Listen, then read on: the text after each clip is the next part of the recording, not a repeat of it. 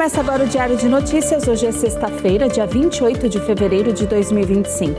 Eu sou Karen Crisóstomo e nós vamos juntos aqui pela Rede Gospel de televisão e também pelo YouTube Rede Gospel TV Oficial com as principais notícias do Brasil e do mundo. Vamos aos destaques de hoje. Ações da Petrobras fecham em forte queda após balanço negativo da empresa. Governo contrata órgão internacional por quase 500 milhões de reais sem licitação. Soldados americanos e finlandeses treinam tática de guerra no Ártico. Justiça torna réus 12 envolvidos em ligação com o PCC. Essas e outras notícias do Brasil e do mundo você vê agora no Diário de Notícias. Boa noite. O Supremo Tribunal Federal começou a julgar hoje o plano de trabalho apresentado pelo Congresso e também pelo governo federal para garantir o pagamento das emendas parlamentares. O ministro Flávio Dino, relator do caso, liberou os pagamentos nesta semana. Nesta sexta-feira, o Supremo Tribunal Federal começou a julgar o documento que prevê maior transparência nos repasses das emendas parlamentares. O julgamento acontece em plenário virtual e os votos podem ser apresentados no sistema até o dia 5 de março. No início da manhã de hoje, o presidente da Corte, ministro Luiz Roberto Barroso, e o ministro Nunes Marques computaram os votos e seguiram o relator Flávio Dino. Segundo Dino, havendo homologação do plano pelo plenário, não restarão impedimentos para a execução das emendas parlamentares ao orçamento de 2025, bem como as relativas a exercícios anteriores. Mesmo com a liberação, as emendas que tiverem impedimentos técnicos identificados, suspensão específica e transferências especiais sem plano de trabalho não serão pagas. O plano promete garantir maior controle sobre a destinação das emendas, especialmente as de relator, conhecidas como orçamento secreto, declaradas inconstitucionais pelo Supremo em 2022. O mercado financeiro não gostou do balanço da Petrobras. As ações da estatal tiveram forte queda nesta semana. As ações da Petrobras tiveram forte queda no pregão B3, a Bolsa Brasileira. As ações ordinárias caíram 5,56% e as preferenciais tiveram baixa de 3,53%. Analistas e investidores repercutiram negativamente os números do balanço da companhia, divulgados na quarta-feira. A petroleira estatal teve lucro líquido de 36,6 bilhões no acumulado de 2024, queda de 70,6% em relação a 2023. A administração da Petrobras afirmou que o resultado reflete principalmente o impacto da desvalorização cambial, que é um evento de natureza exclusivamente contábil. Sem os efeitos dos eventos exclusivos, o lucro teria sido de 103 bilhões no ano, afirmou a empresa. No quarto trimestre de 2024, a companhia teve prejuízo de 17 bilhões de reais. No mesmo período de 2023, a petroleira reportou lucro líquido de 31 bilhões. A Petrobras anunciou também a distribuição de 9 bilhões de reais em dividendos aos acionistas. O governo Lula contratou sem licitação uma empresa internacional com sede na Espanha para organizar a Conferência Climática em Belém. O valor assinado está em quase 500 milhões de reais. O governo Lula contratou por 478 milhões de reais uma organização internacional com sede na Espanha para ser a responsável pela organização da COP30 em Belém. A empresa é a Organização dos Estados Ibero-Americanas. O governo escolheu a empresa para organizar o evento, mas sem licitação, por se tratar de uma organização internacional. O contrato foi assinado em dezembro e tem por objetivo a cooperação entre as partes visando a preparação, organização e realização da COP30, incluindo a realização de ações administrativas, culturais e educacionais. Nas redes sociais da empresa, há fotos com autoridades do governo brasileiro, inclusive com o presidente Lula e a primeira-dama do país, Janja da Silva. Mas alguns dados levantam dúvidas sobre a real relação entre o governo e a empresa. Dados do portal de transparência mostram que apenas no segundo semestre de 2024 foram fechados 5 acordos entre as partes. O governo pagou 35 milhões de reais com o Ministério da Educação em agosto do ano passado, além de 25 milhões de reais com a Secretaria de Micro e Pequena Empresa. Os contratos do governo Lula com essa empresa chegaram a quase 600 milhões de reais. Em comparação, os contratos com a empresa dos governos Dilma, Michel Temer e Jair Bolsonaro somaram 50 milhões de reais. Nos bastidores, a avaliação é de que o aumento exponencial no número de contratos no governo Lula III, em comparação com os antecessores, decorre do trabalho feito por Leonardo Barchini, atual secretário executivo do MEC, que comandou a OEI por 11 meses antes de ir para o MEC e negociou parte desses contratos. Uma investigação israelense sobre o ataque do Hamas em 7 de outubro de 2023 reconhece um fracasso completo do exército em impedir o ataque, que deixou mais de 1.000 mortos em Israel. A missão das Forças de Defesa de Israel de proteger civis em 7 de outubro de 2023, o dia em que o movimento islamista palestino Hamas atacou, desencadeando a guerra em Gaza, foi classificada como um fracasso completo. A expressão foi usada em uma investigação do Exército com as principais conclusões do ataque, que deixou mais de 1.000 mortos em Israel. O general Herzi Halevi, chefe do Estado-Maior do Exército israelense, assumiu total responsabilidade pela falha encontrada pela investigação. Eu aceito, a responsabilidade é minha. Eu era o comandante do Exército em 7 de outubro. Assumo minha própria responsabilidade e também assumo total responsabilidade por todos vocês. E reconheço em cada subordinado meu que ele cometeu um erro, como parte do meu próprio.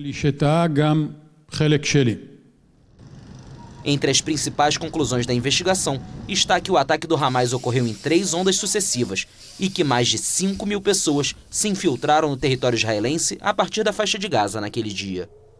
De fato, o texto acrescenta que na primeira onda, mais de 1.000 terroristas da Nukba, a força de elite do movimento islamista palestino, entraram amparados por armamento pesado. No resumo do relatório, o Exército também reconheceu o excesso de confiança e um equívoco sobre as capacidades militares do Hamas. O presidente dos Estados Unidos, Donald Trump, disse que Vladimir Putin vai honrar com o eventual acordo para pôr fim à guerra na Ucrânia, mas não garantiu a segurança do país.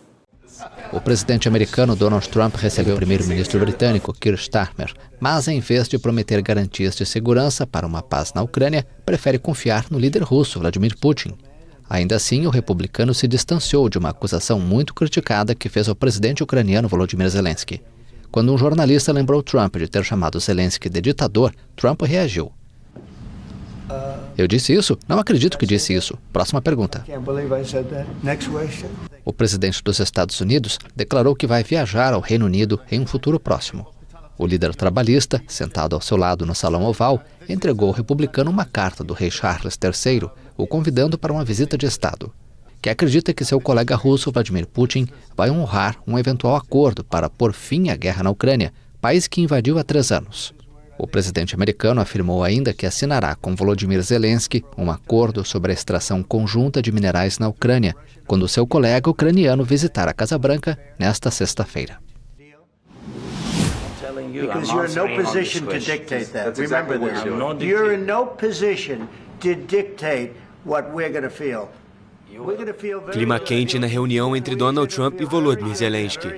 Os dois líderes levantaram a voz durante o encontro e o vice-presidente americano J.D. Vance afirmou que Zelensky estava sendo desrespeitoso. You're not in a good position. You don't have the cards right now. Senhor presidente, com todo respeito, acho que é desrespeitoso você vir ao Salão Oval e tentar o litígio assim, em frente à imprensa americana. Vocês estão forçando recrutas para a linha de frente porque tem problemas de mão de obra. Vocês deveriam agradecer a Trump por tentar acabar com esse conflito. Não acho que você seria tão durão sem os Estados Unidos. Seu povo é muito corajoso, mas você vai fazer um acordo ou então estamos fora. Vocês que vão lutar. Não acho que vai ser bonito. Vocês vão lutar, mas vocês não têm as cartas. Em determinado momento da conversa, Trump questionou a gratidão de Zelensky e afirmou que vai ser difícil negociar com a postura do ucraniano. Trump se reuniu semanas atrás com Vladimir Putin, presidente da Rússia, em um encontro que teve um acordo de paz entre os temas, mas que não contou com a presença de autoridades ucranianas ou europeias.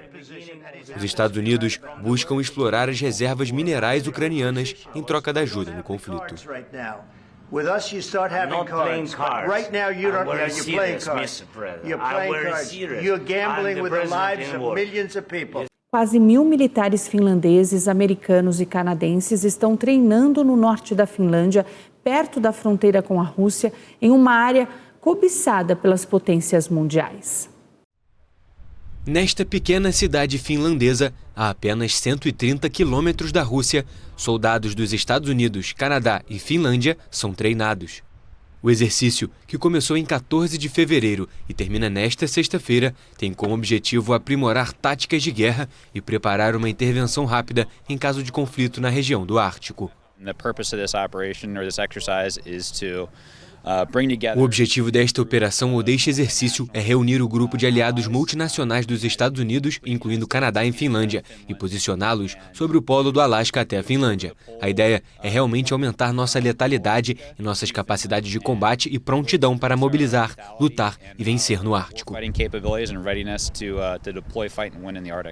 Para a organização do Tratado do Atlântico Norte, é essencial se preparar para a guerra nesta área de vastas reservas inexploradas de petróleo, gás e minerais, cobiçadas pelos Estados Unidos, mas também pela Rússia e pela China. Embora as temperaturas neste inverno boreal estejam excepcionalmente amenas, em torno de 1 grau abaixo de zero, nesta época do ano, os termômetros tendem a cair para menos 20 graus Celsius. As condições climáticas são severas aqui, e isso definitivamente torna tudo difícil, mas há maneiras de contornar isso, e eu diria que provavelmente somos os melhores. Eu diria que somos profissionais no Ártico e podemos ensinar muito. A Finlândia, que compartilha uma fronteira de 1.340 quilômetros com a Rússia, encerrou décadas de não alinhamento militar e se juntou à OTAN em abril de 2023. O país nórdico também assinou um acordo bilateral de defesa com Washington no ano passado. Desde a invasão russa da Ucrânia em 2022, o número de exercícios militares nesta área, especialmente da Aliança Transatlântica, vem aumentando diante da ameaça de Moscou. Acho que levará anos até que eles reconstruam suas forças armadas, se recuperem e cubram as perdas que sofreram durante a guerra na Ucrânia. Então, por enquanto, não estou tão preocupado. A mudança de posição do presidente americano Donald Trump em relação à Ucrânia, negociando apenas com Vladimir Putin e dando apoio militar à Europa, abalou a Aliança Atlântica. Mesmo assim, os soldados finlandeses estão convencidos de que seu país pode contar com o apoio de seus aliados em caso de crise. O presidente dos Estados Unidos, Donald Trump, afirmou que a China vai enfrentar uma tarifa adicional de 10% sobre os produtos. O presidente dos Estados Unidos, Donald Trump, vai impor uma tarifa adicional de 10% sobre as importações chinesas, enquanto avança com as taxas sobre o Canadá e o México a partir da próxima semana. Trump anunciou e então interrompeu taxas de 25% sobre as importações canadenses e mexicanas neste mês, devido à imigração ilegal e ao tráfico de fentanil, com a energia canadense enfrentando uma taxa menor. Mas a pausa de 1 mês termina na próxima terça-feira. Após perguntas dos repórteres sobre se planejava prosseguir com as tarifas, que até que o problema do fentanil pare ou seja seriamente limitado, as taxas propostas vão acontecer conforme o planejado. E acrescentou que a China vai enfrentar uma tarifa adicional de 10% na mesma data. No início deste mês, Trump já impôs um aumento tarifário abrangente de 10% sobre as importações da China, levando Pequim a fazer uma retaliação. A presidente do México, Claudia Sheinbaum, disse que espera falar com Trump para evitar que seu país seja afetado pelas tarifas. O chefe do governo espanhol, Pedro Sánchez, afirmou que a União Europeia vai responder com medidas proporcionais à imposição de tarifas de 25% sobre as exportações do bloco. Meses depois de caminhar pela selva entre a Colômbia e o Panamá, muitos migrantes abandonaram as esperanças de uma nova vida nos Estados Unidos e se juntaram às pessoas que enfrentam dificuldades para retornar aos países de origem. Para esses migrantes, o sonho americano acabou. Assim como centenas de latino-americanos, os venezuelanos retornam ao seu país de origem. A política severa contra migrantes imposta por Donald Trump desde seu retorno à Casa Branca pôs fim à tentativa por um futuro melhor. Decepcionados porque saímos do nosso país com, como eu disse, uma maneira diferente de ver as coisas, que chegaríamos aos Estados Unidos e estaríamos melhor do que em nosso país ou em outros países. A verdade é que não deu certo para nós. Bem, estamos voltando. A nova política de imigração do presidente republicano envolve batidas e expulsões de pessoas em situação irregular para diferentes países e até para a base americana em Guantánamo, em Cuba. Também eliminou o aplicativo móvel CBP One, que permitia que os migrantes agendassem entrevistas para solicitar asilo. Aumentou desde janeiro, desde que Donald Trump assumiu o cargo. Ficamos sabendo que o CBP One foi cancelado, acabando com a esperança de muitos. Para fazer o caminho inverso, as pessoas sem documentos tentam evitar os controles terrestres que regulam o fluxo reverso da migração. E, acima de tudo, evitam cruzar o rio Darien, o que fizeram há alguns meses quando seguiam para o norte e onde conseguiram sobreviver às gangues criminosas e aos perigos da selva. Pessoas que voltam por conta própria, que estão como nós, sem passaporte, não podem simplesmente ir para um aeroporto e entrar em um avião com uma passagem. Você tem que voltar pelo Panamá, pegar um barco, passar por esse processo por tantas horas no mar. É um perigo de novo, um perigo. Eu diria o mesmo de quando você passa pela selva de Darien, entendeu? Uma das alternativas é embarcar em barcos em Carti, na região indígena de Gunayala, no Caribe panamenho. Uma viagem que dura cerca de 12 horas até o porto de Necoclí, na Colômbia. A travessia por mar também é imprevisível. Uma menina venezuelana de 8 anos morreu quando um desses barcos afundou na sexta-feira, transportando cerca de 20 pessoas. Os migrantes também retornam exaustos e endividados, após gastarem entre $5.000 e $10.000 na viagem. Não existe mais o sonho americano. Quando você vai atravessar o México, você já tem um sonho complicado, mas você ainda tem uma grande esperança de que vai passar, mas depois disso você cansa.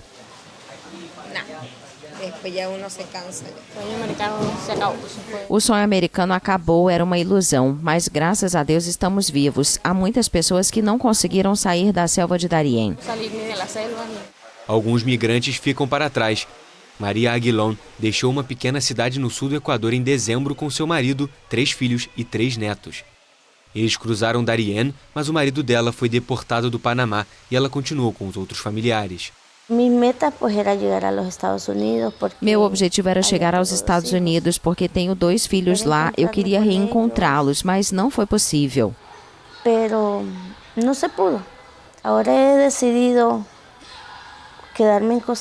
Agora decidi ficar na Costa Rica, sim, e é por isso que estou lutando, para que me deem a ajuda máxima que possam nos dar aqui. Apesar da decepção, a obstinação segue viva. Muitos dizem que retornam para casa, mas apenas para arrecadar dinheiro para emigrar para um outro país, não mais para os Estados Unidos. 2 estudantes foram açoitados em público na Indonésia depois de serem declarados culpados por manter um relacionamento homossexual. As relações entre pessoas do mesmo sexo não são ilegais em várias regiões da Indonésia, o país muçulmano mais populoso do mundo, mas são proibidas em Aceh, que aplica a Sharia, a lei religiosa islâmica. 2 estudantes foram açoitados em público após serem declarados culpados de manter um relacionamento homossexual por um tribunal islâmico. A flagelação começou antes do meio-dia em um parque na capital provincial, Banda Aceh. Um homem, acusado de instigar o relacionamento, recebeu 82 chicotadas, enquanto o outro recebeu 77. Banda Aceh bukan tempatnya. Banda Aceh não é um lugar para LGBT. Enfatizo isso mais uma vez. Banda Aceh não é o lugar. Tomaremos medidas para garantir que a comunidade não se desenvolva na cidade de Banda Aceh. Então, para aqueles que ainda estão envolvidos em práticas LGBT, pedimos que parem, retornem ao caminho certo, o caminho que é abençoado por Alá. As punições foram aplicadas diante de dezenas de pessoas. As sentenças dos homens foram reduzidas em 3 chicotadas devido aos 3 meses que passaram detidos. Grupos de defesa dos direitos criticaram a punição e acusaram uma tendência de discriminação contra a população LGBT no país. Mais de 50 trabalhadores ficaram presos após uma avalanche em uma geleira no Himalaia na manhã de hoje. 10 estão em estado grave. O oficial sênior da polícia local disse que os trabalhadores presos pela avalanche estavam envolvidos na construção de uma estrada na área de fronteira com o Tibete. Nilesh Barney informou também que desses 57 trabalhadores presos, 10 foram resgatados em estado grave e enviados para um acampamento do Exército. Segundo a agência ANI, os trabalhos de resgate estão sendo dificultados por uma forte nevasca que atinge a região e limita o acesso das equipes ao local. Foi relatado também que uma chuva intensa impede o uso de helicópteros. Segundo autoridades indianas, não houve relatos de mortes entre os presos. A sexta-feira também foi marcada por vários protestos em Atenas, a capital da Grécia. Imagens divulgadas nas redes sociais mostram manifestantes atirando coquetéis Molotov contra a polícia local, que fazia a escolta de parlamento grego. No dia 28 de fevereiro de 2023, 57 pessoas morreram após o pior desastre ferroviário da Grécia. O povo grego foi às ruas para exigir justiça às vítimas. Segundo uma investigação, 2 anos depois, as falhas de segurança que causaram o acidente ainda não foram corrigidas. Centenas de milhares de pessoas participaram da manifestação nas ruas e chegou à praça em frente ao parlamento grego, que precisou ser barricado pela polícia. O governo de centro-direita do primeiro-ministro Kyriakos Mitsotakis, reeleito após o acidente em 2023, tem sido criticado pelos familiares das vítimas por não ter iniciado uma investigação parlamentar sobre as responsabilidades políticas do acidente. O governo nega qualquer irregularidade e afirma que cabe ao judiciário investigar o caso. Durante o ataque dos coquetéis Molotov contra a polícia, era possível ouvir gritos de assassinos. No próximo bloco, Justiça torna réus 12 envolvidos em ligação com o PCC. E empresária vira ré por provocar morte de influenciador após procedimento estético.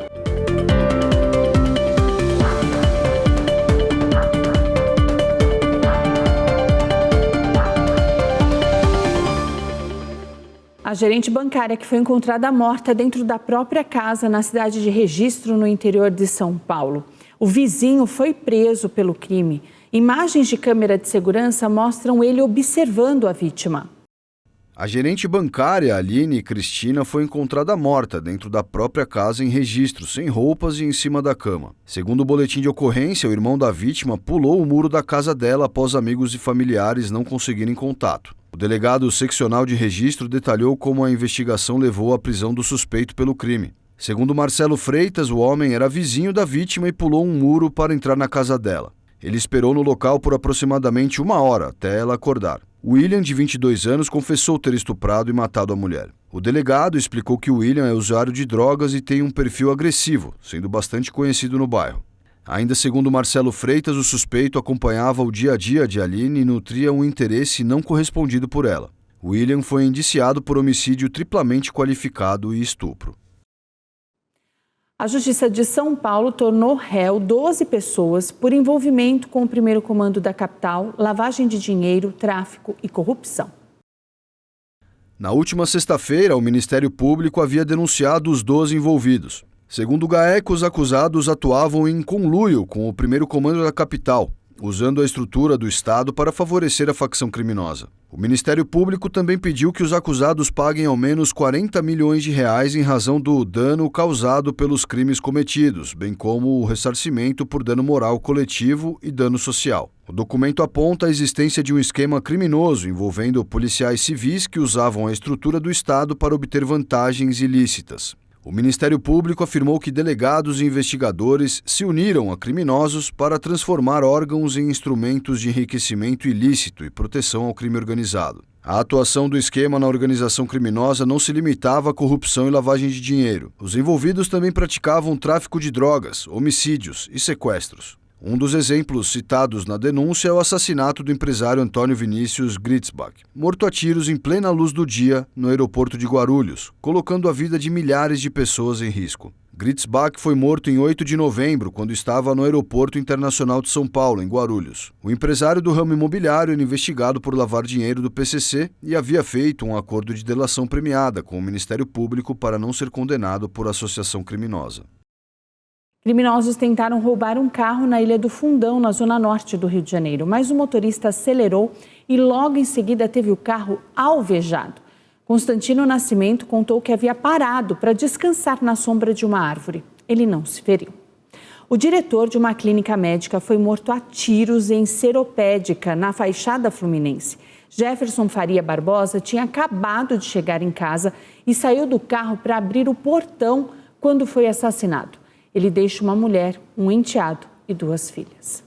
A empresária Graziela da Silva Barbosa virou ré por provocar a morte de uma influenciadora após um procedimento médico nos glúteos.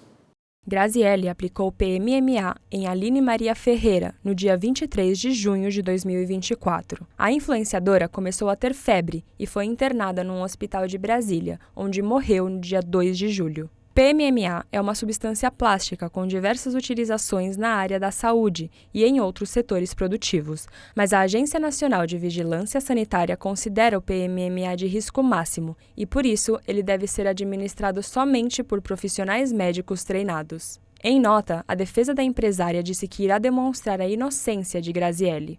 O advogado Welder de Assis Miranda informou ainda que a cliente está em prisão domiciliar. O Ministério Público de Goiás denunciou Graziele por homicídio com dolo eventual e considerou que o PMMA foi aplicado em ambientes e condições impróprias, sem a qualificação técnica necessária e sem observar minimamente os deveres legais de cuidados inerentes ao procedimento. Segundo o Ministério Público, Graziele se apresentava como biomédica, mas não tinha formação na área. A clínica em que o procedimento foi realizado não tinha responsável técnico e nem mesmo alvará sanitário para funcionar. Foi fechada após a morte da influenciadora. De acordo com o laudo cadavérico relatado na denúncia, a morte de Aline foi causada por falência múltipla de órgãos causada por choque séptico, com origem no tecido subcutâneo dos glúteos. A seguir, países aprovam financiamento para a biodiversidade.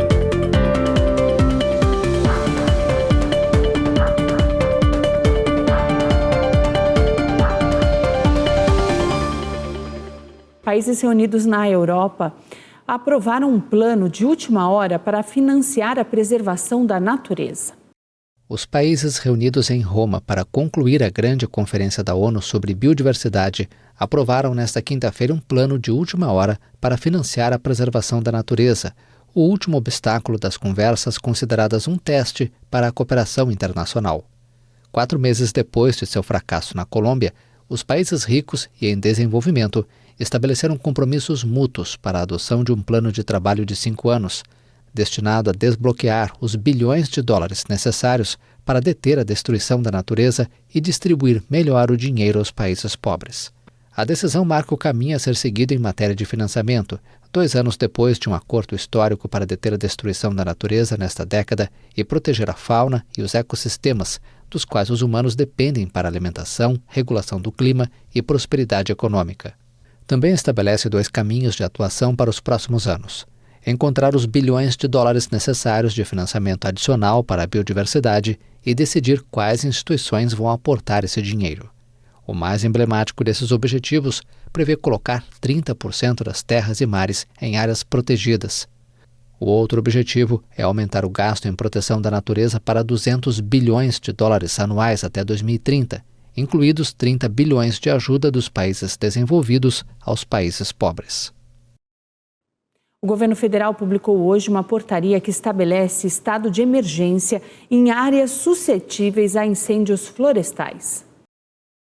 O documento apresentado nesta sexta-feira permite a elaboração de ações preventivas de combate ao fogo, conforme a região de risco, e especifica a época em que a área demanda mais atenção. O texto libera também a contratação de brigadistas especializados em biomas, como agentes indígenas, quilombolas e de comunidades que conheçam o território. Segundo o governo, esses agentes podem contribuir efetivamente com as ações de prevenção às queimadas.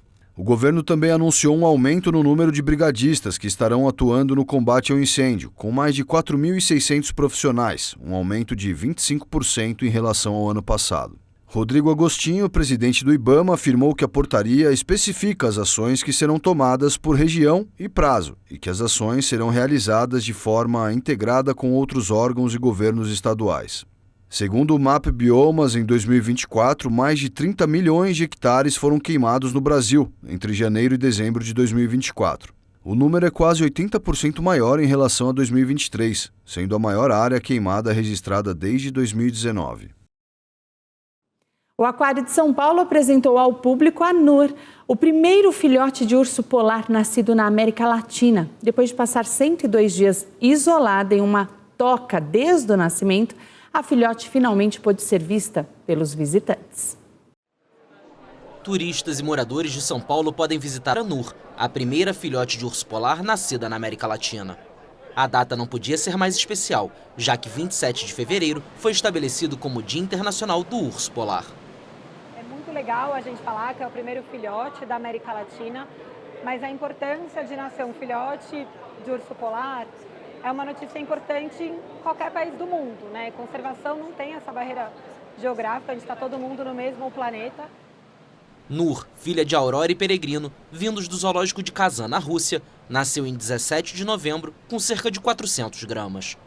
Depois de confirmada a gravidez, a equipe do aquário trabalhou muito para simular condições naturais para a mamãe Aurora, como escuridão total e temperatura controlada entre 10 graus negativos e 0 grau. Na verdade, mesmo ele tendo nascido num país tropical, a gente ofereceu aqui no recinto as condições climáticas necessárias. Então ele nasceu num país tropical, mas os ursos não estão em um clima tropical, né? Eles estão num recinto com a temperatura controlada. Aurora e Peregrino desembarcaram no Brasil há 10 anos como parte de uma parceria técnico-científica com o zoológico de Kazan. O nascimento de Nur foi muito comemorado, visto como um grande avanço para a conservação dos ursos polares, destacando a importância da colaboração internacional e da reprodução fora do lugar de origem para a preservação da espécie. O futuro da filhotinha é incerto. O Aquário de São Paulo quer mantê-la no Brasil e possivelmente trazer um macho daqui a alguns anos, quando ela estiver em idade reprodutiva, para a continuidade do programa de conservação, mas a decisão final cabe ao zoológico de Kazan. A cantora pop Katy Perry e a jornalista Lauren Sanches estarão a bordo de uma nave no próximo voo da Blue Origin. A cantora pop Katy Perry vai fazer parte de uma tripulação exclusivamente feminina no próximo voo suborbital da Blue Origin, empresa do bilionário Jeff Bezos. O anúncio foi feito nesta quinta-feira em um comunicado que listou as outras participantes: Lauren Sanches, jornalista e namorada de Bezos, Gayle King, co-apresentadora do programa CBS Mornings, Amanda Nguyen, cientista e pesquisadora, Aisha Bowie, ex-especialista em foguetes da NASA, e Carrie Anne Flynn, produtora de filmes. De acordo com a empresa, o voo está marcado para a primavera boreal, outono no Brasil. A Blue Origin, fundada por Bezos, proprietário da gigante de comércio online Amazon, começou a enviar turistas e celebridades ao espaço em 2021. Até o momento, a empresa levou 52 pessoas ao espaço suborbital em 10 missões tripuladas. Os preços dos ingressos não foram divulgados, embora celebridades geralmente ganhem assentos de cortesia. Esses voos costumam durar entre 10 e 11 minutos, da decolagem ao pouso, com os passageiros vivenciando microgravidade por alguns minutos. A empresa OpenAI revelou que está trabalhando em um novo modelo de inteligência artificial. A nova proposta apresenta eficiência computacional 10 vezes melhor do que a geração anterior. A OpenAI revelou que está trabalhando em um novo modelo de inteligência artificial generativa, denominado GPT 4.5. Este modelo adota uma técnica conhecida como mistura de especialistas, que é similar à abordagem utilizada pela empresa DeepSeek. Essa inovação resultou em uma redução significativa de 37% nas chamadas alucinações, que são os momentos em que o chatbot cria informações falsas, em comparação com seu antecessor, o GPT-4. Atualmente, o GPT 4.5 encontra-se em fase de testes e está acessível para programadores e usuários que assinam o plano ChatGPT Pro. Mas a empresa não confirmou se a nova tecnologia foi influenciada pela DeepSeek. Além do desenvolvimento do GPT 4.5, a OpenAI está buscando levantar até 40 bilhões de dólares em investimentos, o que poderia elevar sua avaliação de mercado para 300 bilhões de dólares. E o Diário de Notícias desta sexta-feira fica por aqui.